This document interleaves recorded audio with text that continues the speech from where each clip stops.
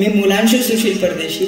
मी आज आपल्या समोर लोकगीतातील एकनाथी भारुड हे सादर करणार आहे. या भारुडामध्ये एकनाथ महाराजांनी बाहुली हे प्रतीक संबोधलेलं आहे.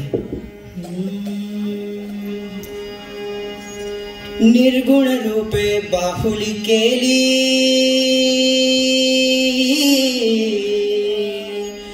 सगुण रूपे खेळाय आली.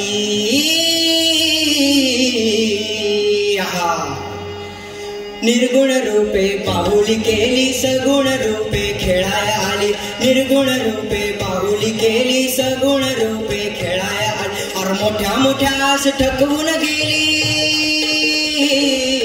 मोठ्या मोठ्यास ठकवून गेली. सावधान दादानो, और सावधान दादानो, और सावधान दादानो. बाहुली आली, बाहुली आली, बाहुली आली, बाहुली आली.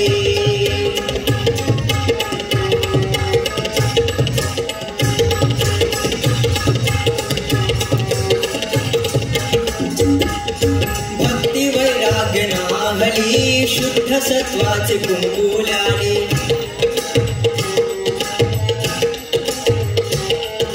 निराकार आकारली, निराकार आकारली.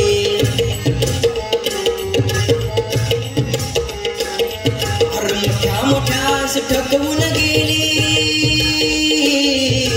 मोठ्या मोठ्यास ठकवून गेली. सावधान दादानो, और सावधान दादानो, और सावधान दादानो.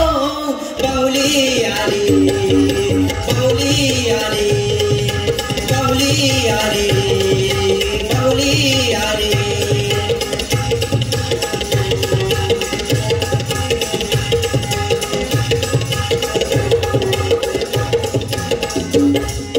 पुंडलिकेती देखली, सगुण रूपे उभी केली.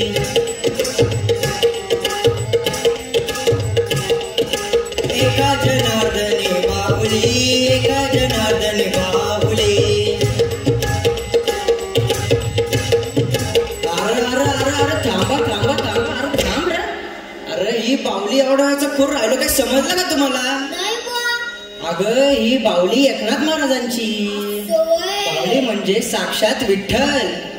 आणि कोणासाठी थांबलाय? कोणासाठी? पुंडलिकासाठी.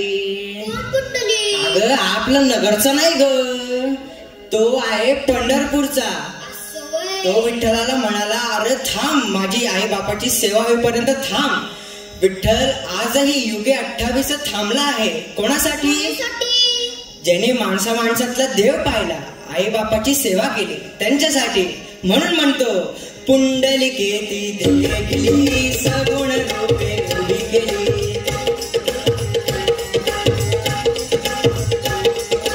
एका जनार्दने बाहुली, एका जनार्दने बाहुली.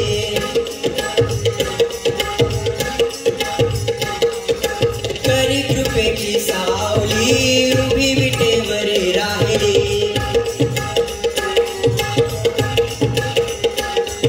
मोठ्या मोठ्यास ठकवून गेली,